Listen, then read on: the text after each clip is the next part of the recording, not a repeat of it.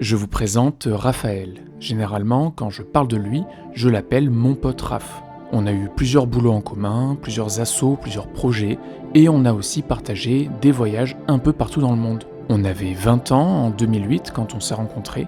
Maintenant, on en a presque le double, et aujourd'hui, nous fêtons son 38e anniversaire. Pour l'occasion, je voulais lui offrir cette vidéo, mettant en image les recherches réalisées sur son arrière-grand-père. Ce dernier s'appelait également Raphaël Barcimanto. Et il avait 38 ans également quand il a été assassiné par les nazis en 1945. On n'avait jamais vraiment abordé ce sujet avec Raph. Je pense que la première fois qu'il m'a parlé de ça, c'était il y a 4 ans, quand il était tombé sur une page du site Yad Vashem, illustrant la dernière carte postale d'un déporté appelé Eli Barcimantov. Dans cet article est mentionné un Raphaël Barcimantov. Une feuille de témoignage en mémoire de Raphaël Barcimantov figure dans la base de données centrale des noms des victimes de la Shoah de Yad Vashem. On ignore s'il s'agit d'un des frères d'Eli ou d'un proche parent. Il m'avait demandé à l'époque d'essayer de trouver si ce Raphaël nommé ici était son arrière-grand-père mort en déportation et de trouver le lien de parenté entre Eli et Raphaël Barcimantov. Avec le peu d'indices que j'avais pu trouver, j'avais conclu plutôt vaguement: les deux nés au même endroit, déportés au même endroit, il y a une forte probabilité qu'ils soient de la même famille. Mais il n'y avait pas d'indice clair qu'ils étaient frères. Depuis, je me suis lancé sur YouTube et Twitch, où, comme vous le savez probablement, je fais des streams généalogie. Le 28 janvier 2025, j'étais en live pour participer au projet Every Name Counts, chaque nom compte, qui visait à aider Harolsen Archives à indexer 17,5 millions de documents en leur possession concernant les victimes du nazisme.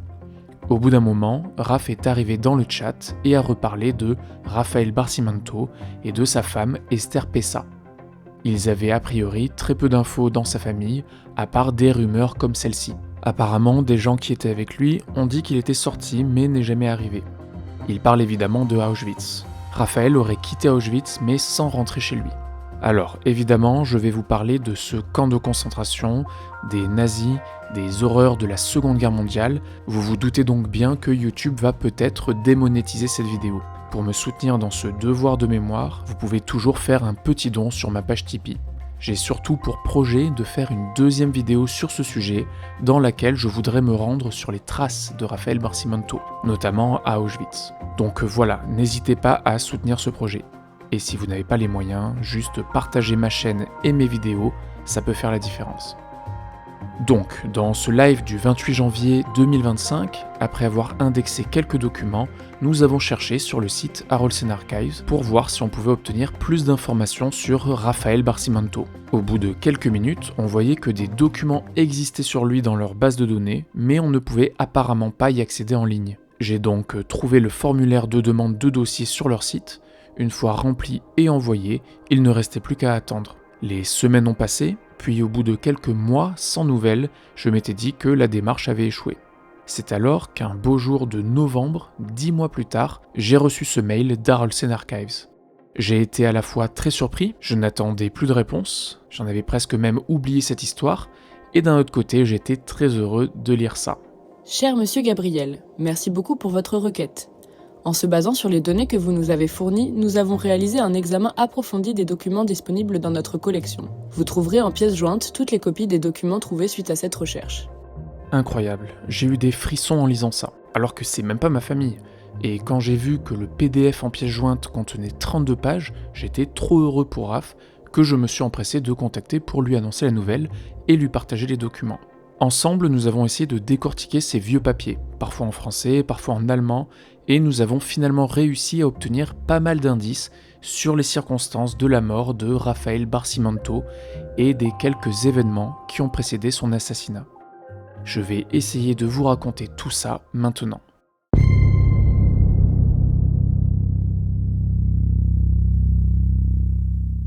Raphaël est né en 1906, à Tir, dans l'actuelle province d'Izmir en Turquie. À cette époque, cette région faisait partie de l'Empire ottoman. D'après ce que m'a confié Jonas, le frère de Raph, Raphaël vivait à Salonique, ville de l'actuelle Grèce. Là aussi, cette zone appartenait à l'Empire ottoman jusqu'à sa défaite dans la guerre des Balkans entre 1912 et 1913, où la ville fut cédée aux Grecs. La future femme de Raphaël, Esther Pessa, est d'ailleurs née à Salonique en 1908. Il est possible qu'ils se soient rencontrés ici.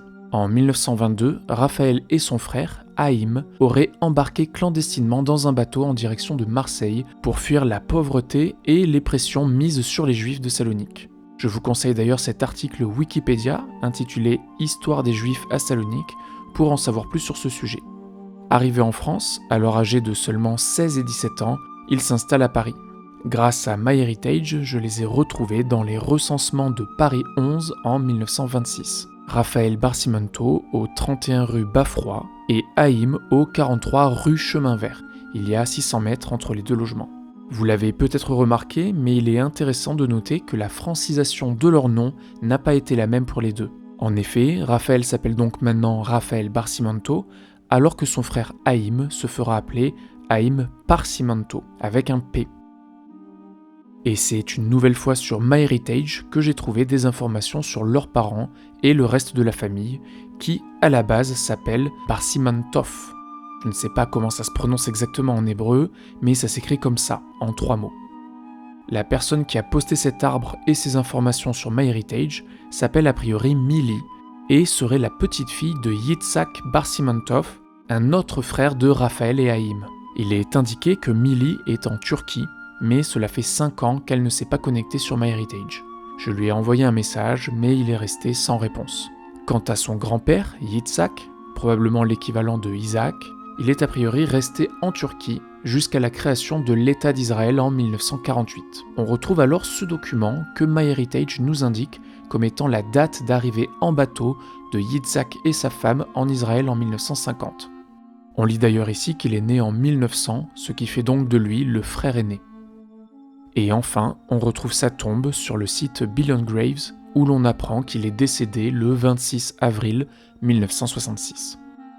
Je reviens sur cet arbre posté par Mili. Il est évidemment extrêmement précieux. On y apprend que Raphaël, Haïm et Yitzhak faisaient en fait partie d'une famille de 8 enfants, 7 garçons et une fille. Et surtout, on peut y voir des photos de chacun d'entre eux et de leurs parents, les arrière-grands-parents de mon pote Raph. Alors, tout est marqué en hébreu, mais grâce à Google Traduction, j'ai pu décrypter les informations. Sur cette photo de famille, nous avons donc Shruta et Yaakov, les parents. Ici, nous avons Yitzhak, sa femme Sarah et leur fils Yaakov. Ce dernier étant né en Turquie en 1928, on peut donc conclure que cette photo a été prise là-bas, vers 1930. Nissim, Alberto, Gabriel et Shlomo sont les petits frères de Raphaël, Haïm et Yitzhak. Quant à cette demoiselle, l'identification est marquée en privé, mais on peut facilement imaginer qu'il s'agisse de Rachel, la seule et unique fille de la fratrie. Il ne manque ici que Raphaël et Haïm, qui sont donc en France à cette époque-là. Mais on peut trouver cette magnifique photo sur laquelle on voit Haïm, sa femme Sarah et leur fille Violette, née en 1925. Et là, nous avons donc Raphaël, sa femme Esther et leur fille aînée, Jacqueline, la grand-mère de Raph. Je ne sais pas si dans sa famille ils connaissaient cette photo, mais si ce n'est pas le cas, je suis ravi de leur offrir ça. Jacqueline est décédée en 1986, Raph ne l'a donc pas connue. Elle est née en mai 1932, cette photo a donc été prise entre fin 1932 et début 1933. Dans les 3 années qui suivent, ses 2 frères ont eu 3 autres enfants, 3 filles. Janine en mars 1934, Michel Solange en novembre 1935 et Louise en février 1936. Nous reparlerons d'elle dans quelques minutes. J'ai réussi à trouver quelques infos sur Raphaël et Haïm dans les années 30 en France. Sur Gallica, on retrouve ce document nous informant que Haïm était cordonnier et avait acheté un commerce en 1930 au 123 avenue Jean Jaurès à Aubervilliers. Et sur Retro News, cet article du journal La Loi du 21 mars 1930 qui confirme cet achat. Puis, dans cet article du 9 novembre 1933, on lit qu'il cède à son tour le commerce. Grâce à cette adresse, 123 avenue Jean Jaurès, j'ai pu le retrouver dans le recensement de 1931, à Aubervilliers donc. Il est avec son épouse Sarah et sa fille Violette. Et c'est à peu près tout ce que j'ai pu retrouver pour Haïm sur cette période. Pour Raphaël, j'ai pas grand chose non plus le concernant dans ces années-là. On retrouve cependant, toujours sur Retro News, cet article de journal dans lequel il est impliqué dans un accident de voiture. 5 blessés dans un accident d'auto en Seine-et-Oise. À Boissy-sous-Saint-Yonne, l'auto de M. Barcimento, 32 ans, forain, 8 rue des Marais à Paris, est entré en collision avec l'auto de M. Camille Lecomte, 44 ans, marchand de vin à Billancourt. M. Lecomte ainsi que Mme Font et Solva qui se trouvaient dans sa voiture ont été blessés et transportés à l'hôpital d'Arpajon, ainsi que M. Barcimento et une foraine, Mme Planzuère. Comment est-ce que je sais qu'il s'agit de Raphaël ? Déjà, je sais qu'il est né en 1906 et qu'il était marchand ambulant. 32 ans en 1938, ça colle. Et forain, à cette époque, ne signifie pas qu'il travaillait dans une fête foraine, mais qu'il était tout simplement un commerçant ambulant. Mais surtout, l'adresse, 8 rue des Marais, est justement l'adresse que l'on retrouve sur les documents qu'Harolsen Archives m'a envoyés.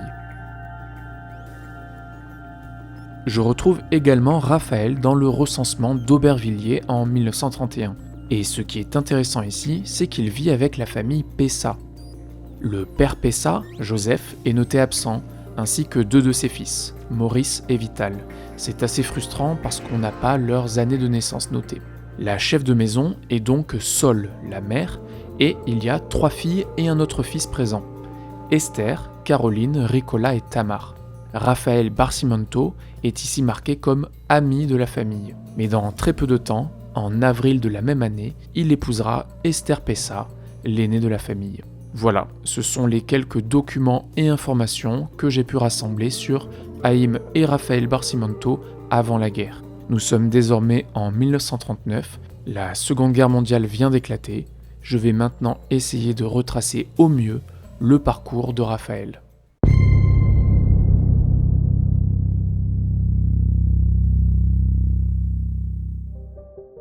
On va commencer par faire un petit tour sur Mémoire des hommes. En tapant son nom dans la barre de recherche, on tombe sur ce document nous indiquant qu'au début de la guerre, Raphaël est engagé volontaire dans le 3e RMVE, le 3e régiment de marche de volontaires étrangers. Et c'est malheureusement le seul document sur ce sujet que l'on va avoir. La suite, on va pouvoir la connaître grâce au document envoyé par Harolsen Archives. Donc, ce PDF qu'ils m'ont envoyé contient 32 pages. 32 documents mentionnant Raphaël Barcimento. C'est génial.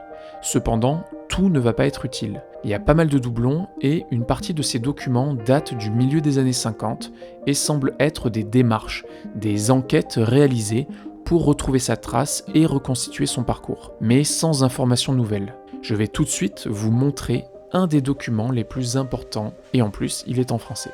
Paris, le 27 mars 1956.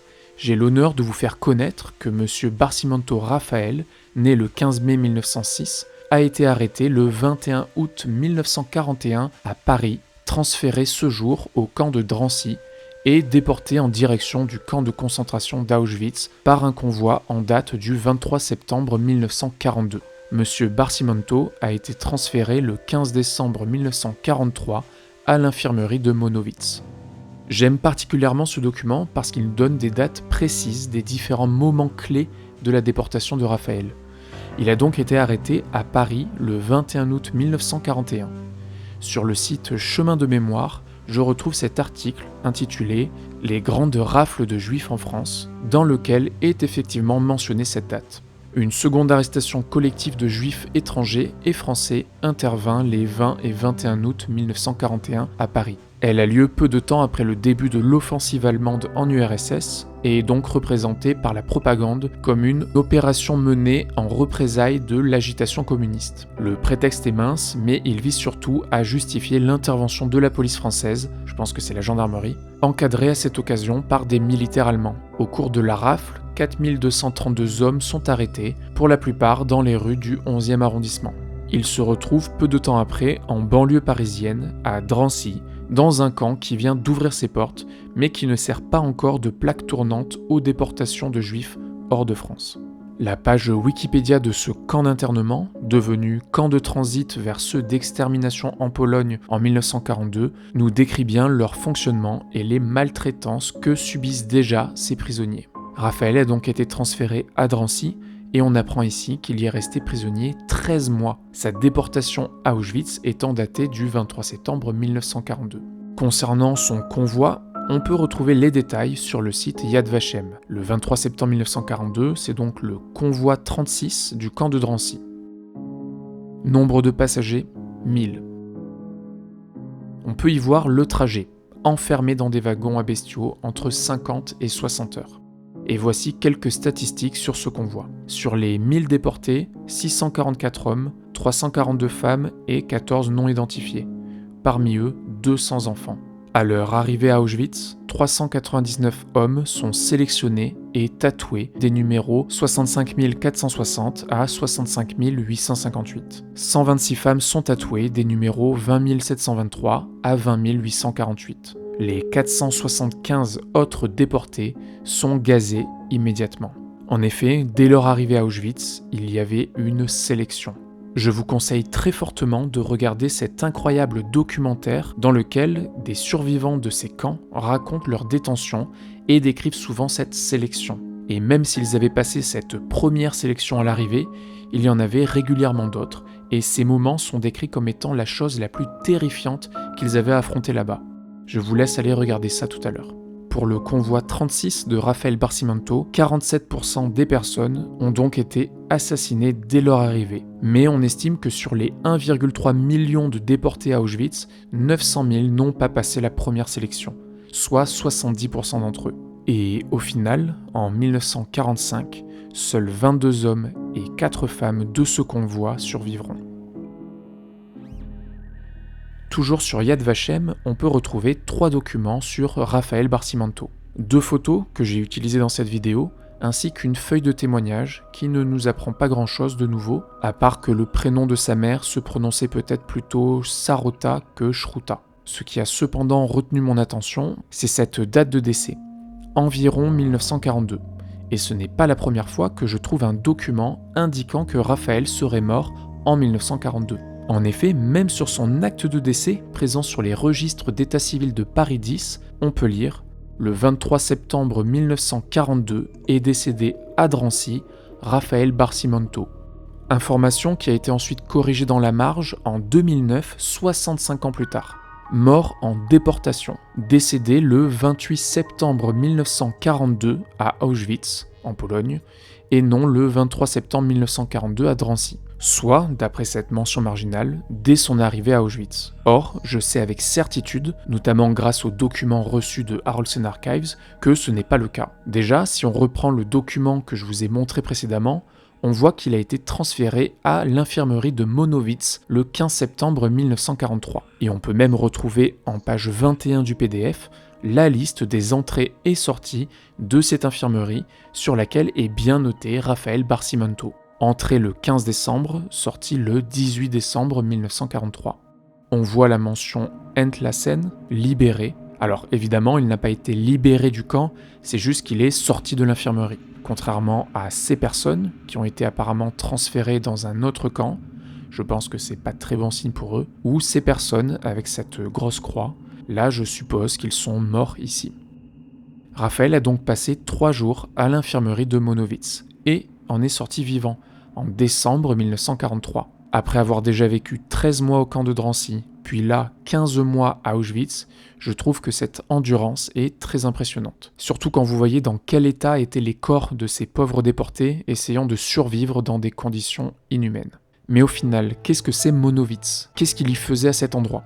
Monowitz est un des 3 camps qui composent le grand complexe d'Auschwitz. Sur cette carte, on peut voir Auschwitz I, le camp souche créé en 1940, Auschwitz II, appelé également Birkenau, qui ouvre en 1941, avec son entrée tristement célèbre, souvent utilisée pour représenter Auschwitz. C'était en fait le camp de concentration et de mise à mort où furent tués plus d'1 million de personnes. Et donc Auschwitz III, appelé également Monowitz-Buna, qui était un camp de travail forcé créé en 1942. Buna étant le nom de l'usine reliée au camp, une fabrique de caoutchouc qui devait être construite par les prisonniers, mais qui restera inachevée.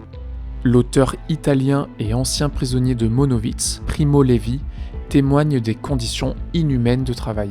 le froid glacial, la malnutrition et la menace permanente d'être sélectionnés et envoyés dans les chambres à gaz si l'épuisement avait raison d'eux.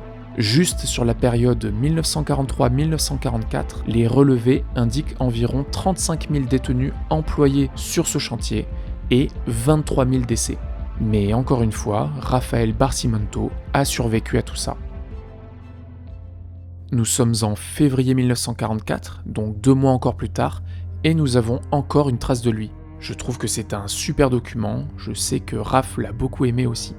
On peut lire Monowitz, 9 février 1944. Je signale que le détenu Barcimento Rafael, né le 15 mai 1906 à Tyr, juif numéro 65 484, a fumé malgré l'interdiction stricte de fumer près de l'usine à gaz. Un ingénieur l'a averti, mais il lui a répondu avec insolence. Sanction, 10 dimanches de travaux d'intérêt général. Alors, j'ai plein de choses à dire sur ça. Déjà, il était encore vivant en février 1944. Son numéro, 65 484, est bien le même que l'on voyait sur la liste de l'infirmerie vue précédemment. Et d'ailleurs, ça correspond bien avec ce qu'on pouvait lire dans la description du convoi numéro 36 de tout à l'heure, nous indiquant que les 399 hommes arrivés à ce moment-là avaient été tatoués des numéros 65 460 à 65 858. Autre chose, il a eu accès à des cigarettes. D'après mes recherches, quelques monnaies alternatives pouvaient circuler dans les camps de Auschwitz. Il y avait par exemple des coupons, notamment sur les chantiers comme Duna, fournis par l'entreprise de construction. Ces coupons pouvaient être échangés contre des vêtements, des rations de soupe supplémentaires ou des cigarettes. Et ce qui me surprend aussi, c'est la sanction. 10 dimanches de travaux d'intérêt général. Parce que quoi, à Auschwitz, on avait les dimanches de libre ? Bon, j'imagine que ça signifie surtout que pendant 10 semaines, il allait devoir travailler encore plus. Et la dernière info de ce document sur laquelle je me suis un peu penché, ce sont les 2 dirigeants SS qui ont signé. Il y a un B. Rackers que j'ai retrouvé comme étant Bernard Rackers. Il a été condamné plusieurs fois après la guerre et est mort en 1980. Je vous laisse en description cette petite biographie, mais je vous lis quand même ce petit passage. Les plaintes déposées contre Rackers pour sa cruauté et sa brutalité envers les prisonniers ont entraîné son remplacement. Ce transfert, cependant, ne lui a pas porté préjudice. Au contraire, il est devenu responsable des appels au camp de concentration de Buna Monowitz. À ce titre, il était chargé de procéder aux appels et de déterminer le nombre de personnes présentes dans le camp. Je pense donc qu'il avait le droit de vie ou de mort. Pour diverses fautes, Rackers a été transféré une nouvelle fois, cette fois en décembre 1944. Malgré l'insolence de Raphaël, ce Bernard a quand même décidé de le garder dans le camp. Quant à monsieur Schottel, il s'agit de Vinzenz Schottel, haut fonctionnaire nazi, directeur du camp de Monowitz-Buna de juillet 1942 à son évacuation en janvier 1945. Il est capturé par l'US Army, inculpé le 15 novembre pour crime de guerre et est exécuté le 28 mai 1946. Je vais maintenant revenir sur cette information. Évacuation du camp de Monowitz en janvier 1945. En effet, avec la progression de l'armée russe sur le front de l'Est, les Allemands sont obligés d'évacuer cette partie de la zone occupée. Étant en train de perdre la guerre, ils contraignent toujours plus les prisonniers pour maintenir la production et participer à l'effort de guerre. En janvier 1945, la majorité des prisonniers de ce camp sont évacués à pied à Gliwice, puis transportés par train vers les camps de Buchenwald et Mauthausen. Gliwice est à 55 km de Monowitz. Imaginez marcher cette distance en Pologne en plein hiver après avoir été utilisé, maltraité et mal nourri pendant des années maintenant. Il y a probablement eu des morts sur le chemin, mais des centaines survivent, dont Rafael Barcimento. Incroyable, il est toujours là. Je retrouve effectivement sa trace sur un autre document datant de cette période. C'est un document du camp de concentration de Mittelbau, connu depuis octobre 1944 sous le nom Dora Mittelbau. Là aussi, c'est un camp de travail destiné notamment à la fabrication de missiles V2. Comme je le disais, les nazis utilisent toujours les prisonniers de camp pour continuer à fabriquer des armes. Il est ici noté avec un nouveau numéro, 107 035. J'ai en effet appris que quand un prisonnier passait d'un camp à un autre, il changeait généralement de numéro, et qu'il n'y avait que le camp de Auschwitz qui avait tatoué ces numéros directement sur les prisonniers. Là, à Dora, ils étaient juste marqués sur leurs vêtements. J'ai d'ailleurs trouvé ce document de 1965 qui répertorie tous les numéros donnés aux déportés au cours de la guerre dans les différents camps. Et pour celui de Mittelbau-Dora, on voit bien que le numéro 107035 donné à Raphaël correspond bien à la période janvier-février 1945. Mais cette liste nous donne une autre information très intéressante quant au parcours de Raphaël. Il s'agit en fait d'une liste de transferts de prisonniers depuis le camp de Mittelbau-Dora vers le commando Dax 4. À peine arrivé, il a tout de suite été envoyé sur ce chantier.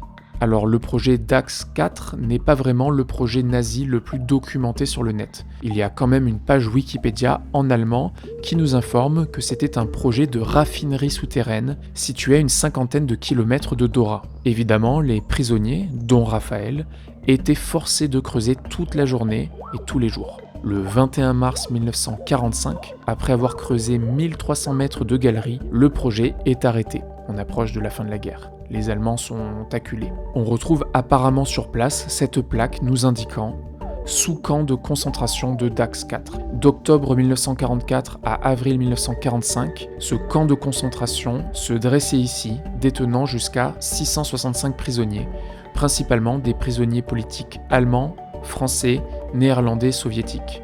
Ils furent contraints aux travaux forcés sur le chantier d'une raffinerie souterraine inachevée de carburant d'aviation creusée dans les tunnels. Nombre d'eux périrent en avril 1945 des suites des conditions de vie dans le camp, des travaux de construction, des combats et de la marche de la mort qui suivit.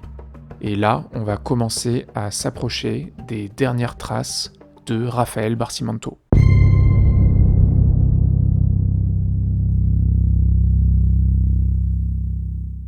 Il faut maintenant que je vous parle des marches de la mort. Je vais pour cela me servir de l'article sur le sujet présent sur le site United States Holocaust Memorial Museum. Comme on l'a vu précédemment, les Allemands sont en train de perdre du terrain. Ils évacuent les camps vers ceux plus à l'intérieur de leurs terres. Les évacuations des camps de concentration servaient 3 objectifs. 1. Les autorités SS ne voulaient pas que les prisonniers tombent vivants aux mains des ennemis et racontent leur histoire aux libérateurs alliés et soviétiques. 2. Les SS estimaient qu'ils avaient besoin de prisonniers pour maintenir, là où c'était possible, la production d'armement. Donc ça on l'a vu, c'est pour ça que Raphaël Barcimanto a été transféré de l'usine Buna d'Auschwitz au sous-camp Dax 4. Petit 3. Certains chefs SS, dont Himmler, croyaient de façon irrationnelle que les prisonniers juifs des camps de concentration pourraient servir de monnaie d'échange pour négocier une paix séparée à l'ouest qui aurait permis la survie du régime nazi. C'est fou. En avril 1945, les camps et sous-camps sont à nouveau évacués à la hâte. La défaite de l'Allemagne est imminente. Les gardiens SS avaient reçu l'ordre strict de tuer les détenus qui ne pouvaient plus marcher ou se déplacer. Dans les conditions extrêmes dures de l'hiver 1944-45, les évacuations se firent de plus en plus par des marches forcées, dans des wagons à ciel ouvert ou, en Baltique, dans de petites embarcations. Avec l'épuisement et le froid, le nombre de morts le long des routes augmenta alors considérablement. Aux yeux des prisonniers des camps de concentration, force fut de constater que les Allemands n'avaient qu'une intention, les faire marcher jusqu'à la mort. Ce sont probablement eux qui inventèrent le terme « marche de la mort ». Pendant ces marches de la mort, les gardes SS maltraitaient brutalement les prisonniers. Obéissant à des ordres très clairs, ils en fusillèrent des centaines qui s'effondraient, qui ne parvenaient pas à suivre le rythme ou qui ne pouvaient pas débarquer des bateaux ou des trains. Des milliers moururent de froid, d'inanition et d'épuisement. Encore une fois, pour certains comme Raphaël, cela faisait des années qu'ils subissaient cet enfer, mais ils trouvaient encore la force d'avancer et de vivre. De nombreuses colonnes de marche comme celle-ci sont donc parties de Dora et des autres camps alentours, direction le nord de l'Allemagne.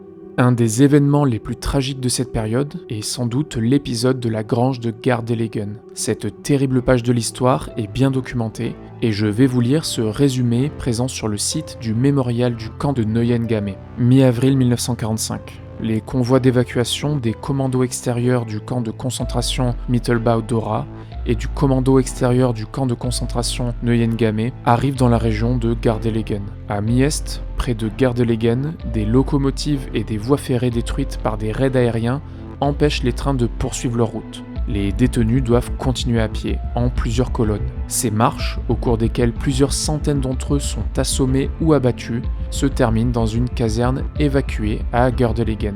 Dans la soirée du 13 avril 1945, les SS emmènent les détenus hors de la ville, dans une grange isolée où ils mettent le feu à la paille qu'ils ont préalablement imbibée d'essence. 1016 détenus périssent, asphyxiés et brûlés vifs, ou massacrés par les SS en essayant de fuir. Des troupes américaines arrivent à Gördelegen au soir du 14 avril, donc le lendemain.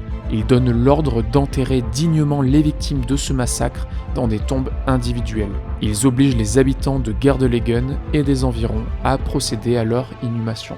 Seules 9 personnes ont survécu à ce massacre.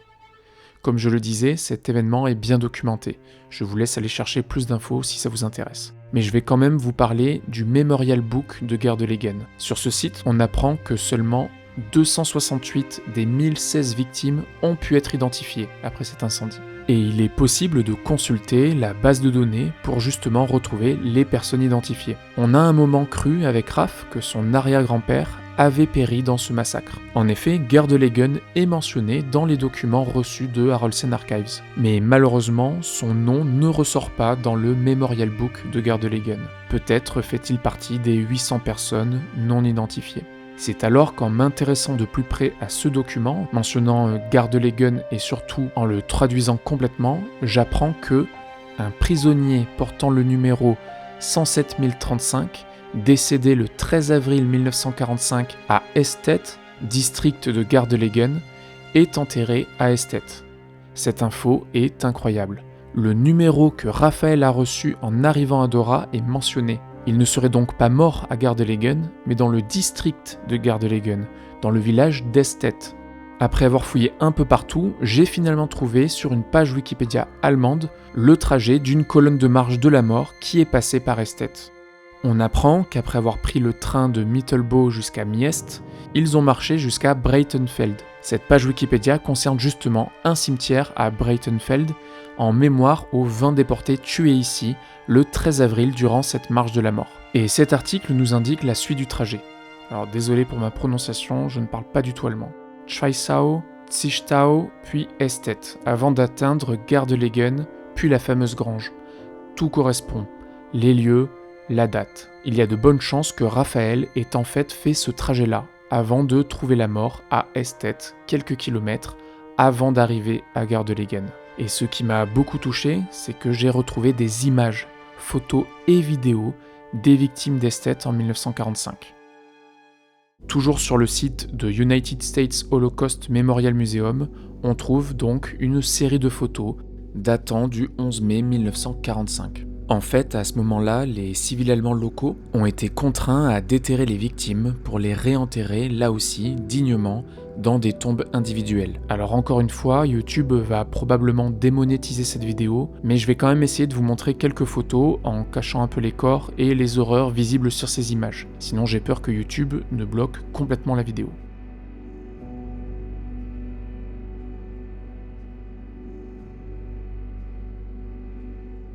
Comme légende, lors d'une marche de la mort de prisonniers polonais, russes et juifs de Miest à Gördelegen, un certain nombre de prisonniers se sont échappés dans la forêt de Zichtauer, où certains d'entre eux ont été repérés par des agriculteurs locaux qui ont immédiatement alerté la police. Après l'arrivée des autorités allemandes, les prisonniers ont été capturés et ont marché vers un site près d'Estet. Là, ils ont eu de grandes tombes creusées et les prisonniers ont été abattus sur place.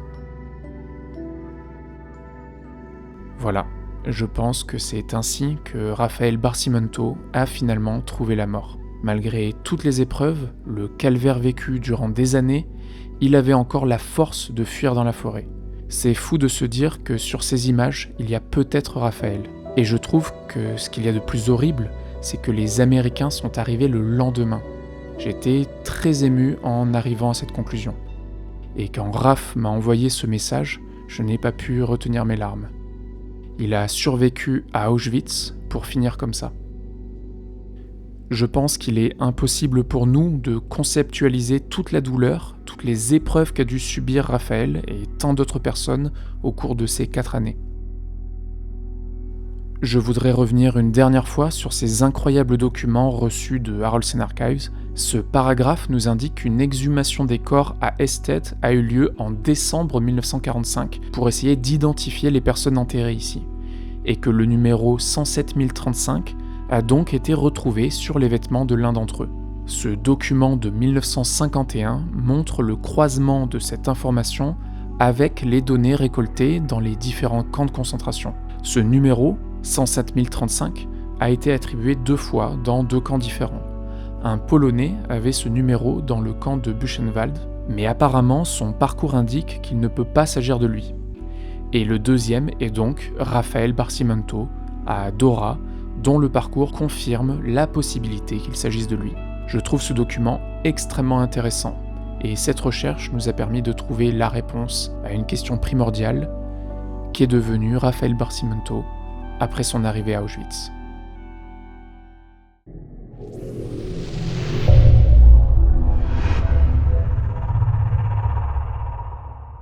Raphaël est donc mort en Allemagne le 13 avril 1945. Sa femme et ses 2 filles ont quant à elles échappé à ce génocide, tout comme son frère Haïm qui décédera à Paris en 1973. Bien que dire que Haïm ait échappé au génocide ne me paraît vraiment pas juste. En effet, son frère, sa femme et ses 3 filles ont toutes été déportées à Auschwitz et n'en sont jamais revenues. Leur histoire est tragique, et celle de sa fille aînée, Violette Barcimento, pourrait sans problème être le sujet d'un film. Il y a de bonnes chances que je fasse un épisode centré sur elle. En attendant, je vais essayer de me remettre un peu de mes émotions. Je souhaite une nouvelle fois un joyeux anniversaire à mon pote Raph, en espérant que cette vidéo hommage t'ait plu à toi et à ta famille. Merci à toutes et à tous pour votre soutien. N'hésitez pas à partager mon travail et à aller faire un tour sur Tipeee si vous en avez les moyens. À bientôt.